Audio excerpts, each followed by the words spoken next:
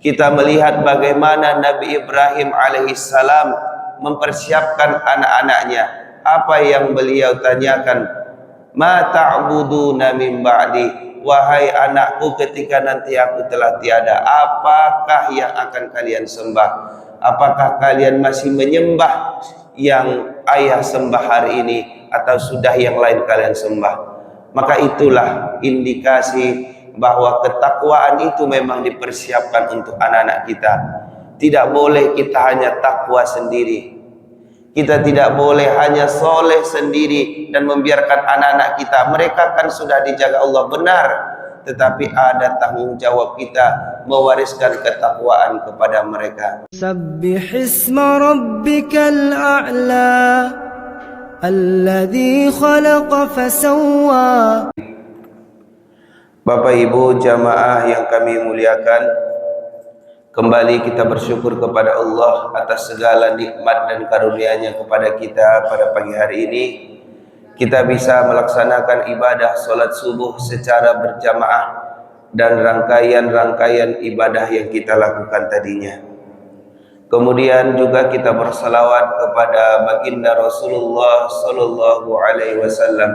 Allahumma salli ala Muhammad wa ala ali Muhammad. Bapak Ibu jamaah yang kami muliakan, dalam pengajian kita ini kita mencoba untuk membahas warisan yang akan kita berikan kepada anak-anak kita. Bapak Ibu, selama ini yang kita pahami, kalau sudah berbicara warisan, itu berarti harta yang akan kita tinggalkan. Apakah benar hanya harta yang akan kita tinggalkan kepada anak-anak kita? Kalau benar, apakah sudah cukup? Apakah sudah cukup harta yang akan kita tinggalkan kepada anak-anak kita? Dan apakah mereka selamat ketika kita berikan harta itu kepada mereka? Maka Bapak Ibu jamaah yang kami muliakan, kami akan menyampaikan 5 warisan terbaik untuk anak-anak kita. Mudah-mudahan kita sudah memilikinya, sudah mempersiapkannya mulai dari hari ini, yang mudah-mudahan bisa anak-anak kita pakai setelah kita tiada nantinya, dan bahkan masih hidup kita di dunia ini. Bapak Ibu jamaah yang kami muliakan, yang pertama yang kita persiapkan untuk kita wariskan kepada anak-anak kita adalah ketakwaan.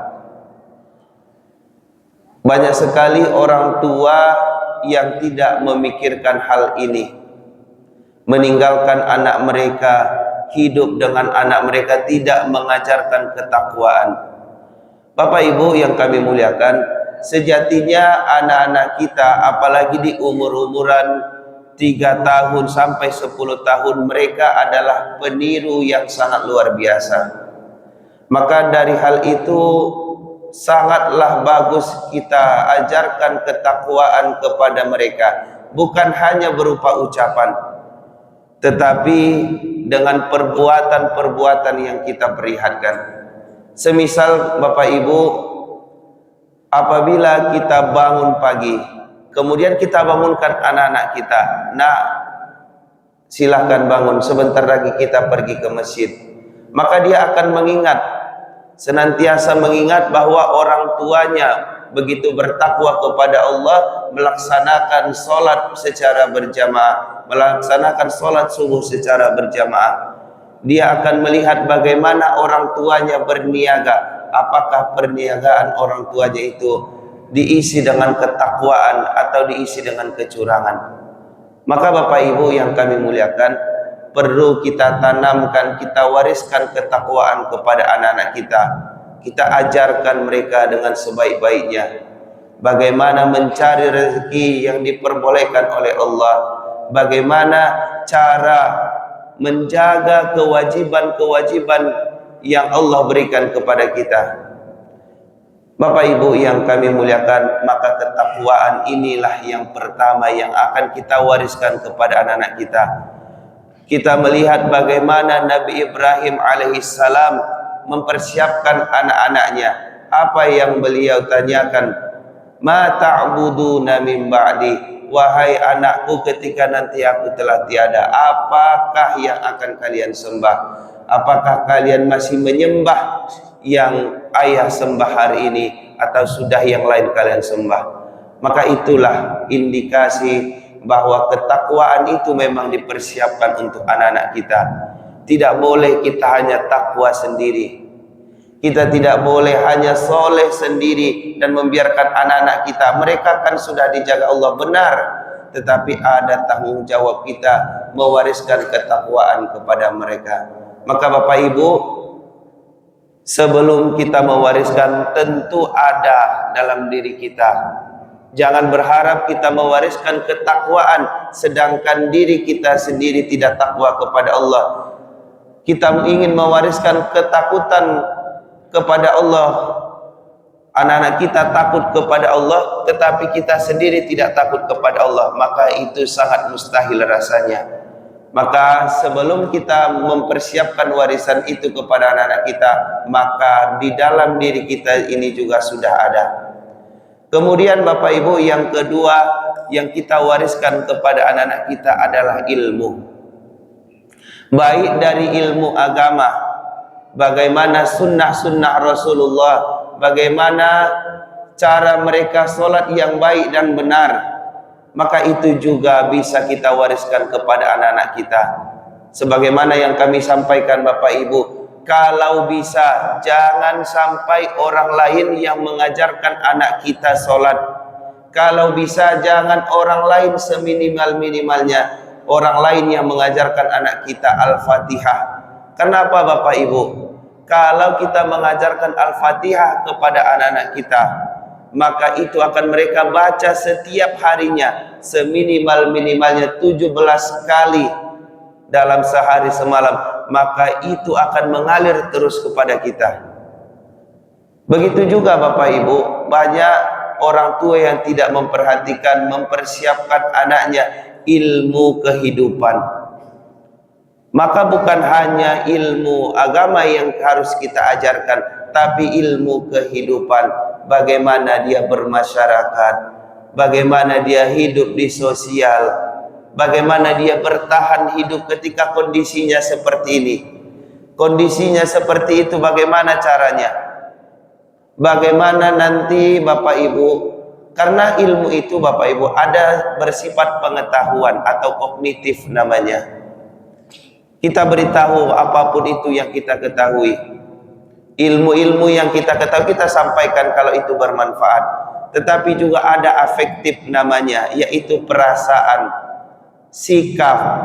Ini juga kita ajarkan kepada anak-anak kita. Kalau orang marah, bagaimana sikap kita?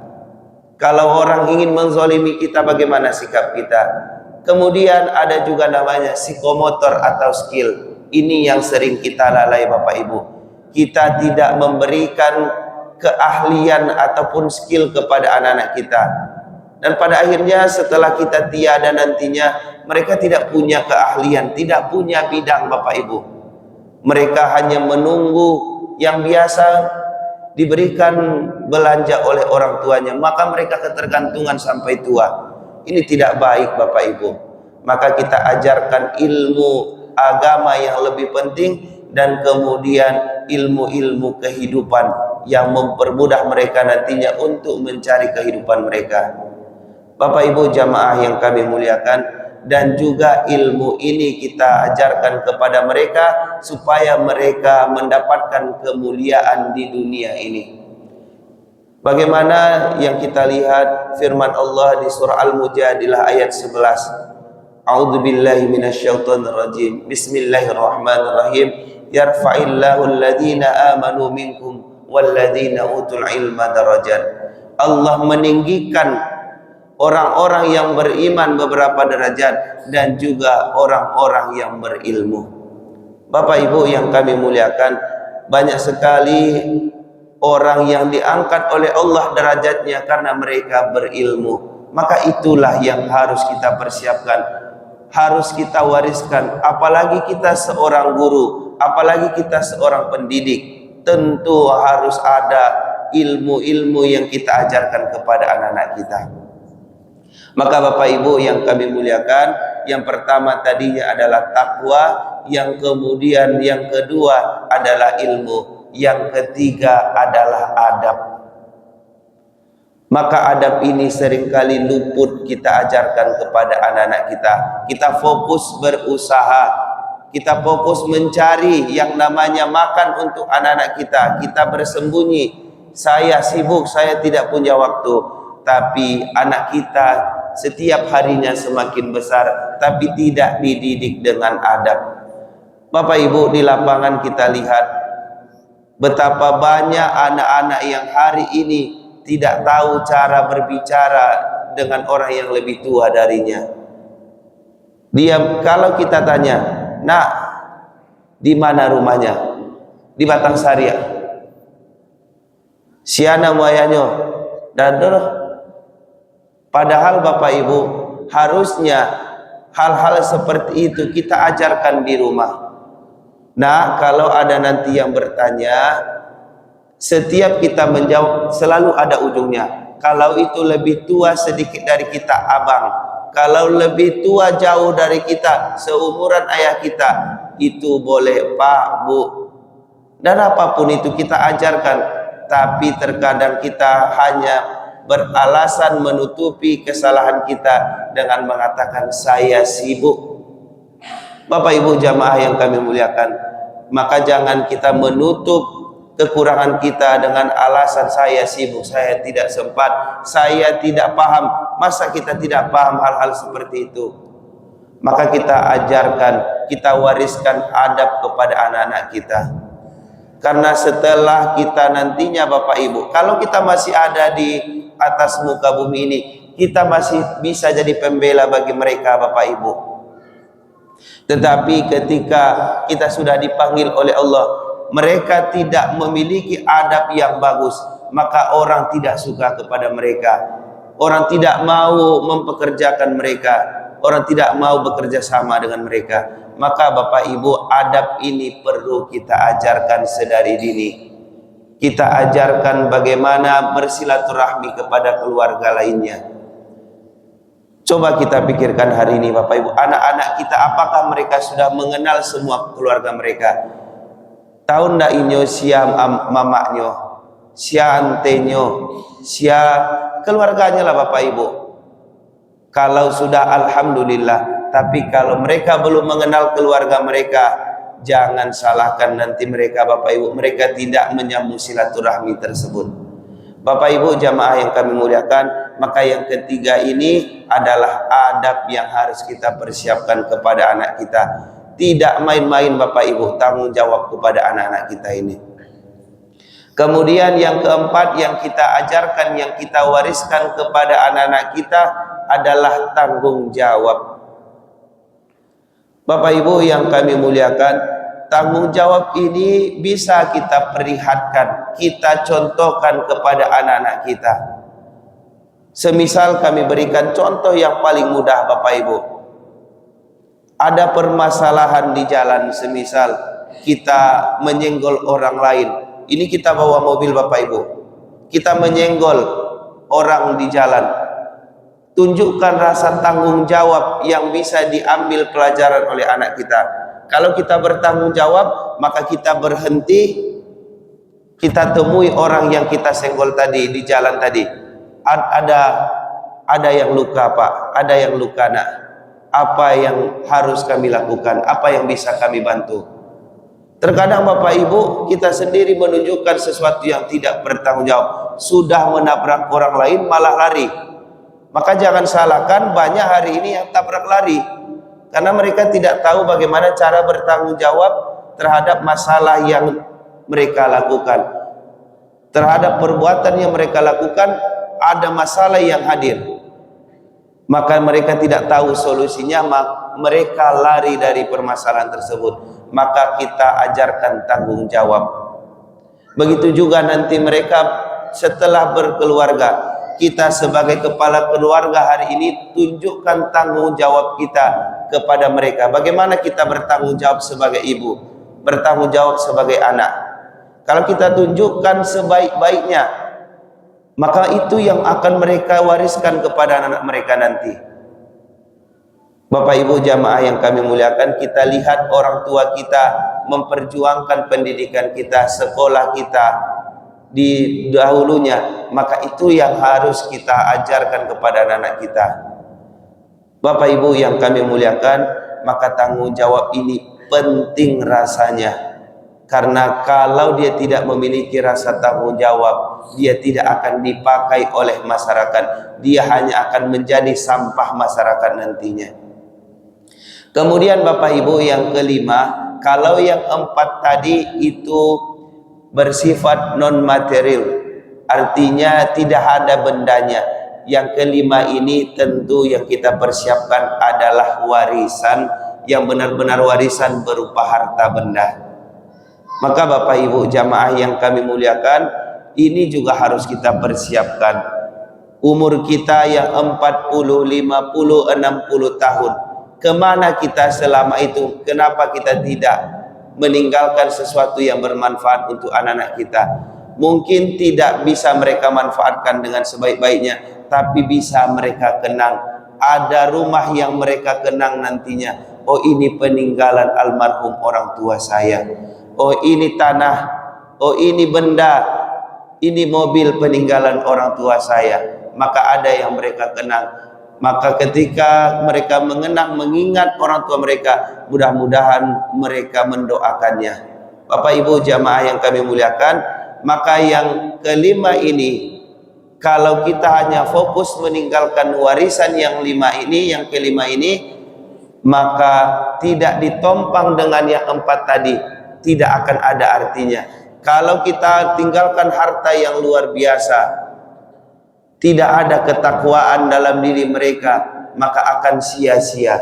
Tidak ada ilmu mengelola harta tadi, maka juga akan sia-sia. Tidak ada adab mereka, maka tidak akan juga berguna. Dan juga tidak ada tanggung jawab yang kita wariskan kepada anak kita, maka lambat laun harta itu akan habis, terkikis, dan akhirnya tidak ada bekas lagi. Maka Bapak Ibu yang kami muliakan, berat tanggung jawab yang akan kita tinggalkan kepada anak-anak kita. Kalau kita hanya berharap aji mumpung anak-anak kita baik, kita tidak persiapkan, maka bersiap-siaplah Bapak Ibu. Kalau anak kita tidak baik nantinya, kita akan dituntut mereka di pengadilan Allah Subhanahu wa taala. Kalau saya tidak takwa, ya Allah, dahulunya ketika di atas muka bumi, ya Allah, orang tua saya tidak sedikit pun mengajarkan ketakwaan. Mereka tidak mengajarkan ilmu, mereka tidak mengajarkan adab, dan mereka tidak mengajarkan tanggung jawab. Mereka hanya fokus meninggalkan harta, mencari harta sebanyak-banyaknya. Maka Bapak Ibu, berhati-hatilah kita, takutlah kita kepada Allah, meninggalkan generasi yang demikian, yang lemah, yang tidak bertakwa, yang tidak berilmu, tidak beradab, dan tidak bertanggung jawab. Mudah-mudahan Bapak Ibu ada manfaatnya untuk kami yang menyampaikan dan kepada kita semua yang mendengarkan. Fa'tabiru ya ulil absar la'allakum turhamun. Assalamualaikum warahmatullahi wabarakatuh.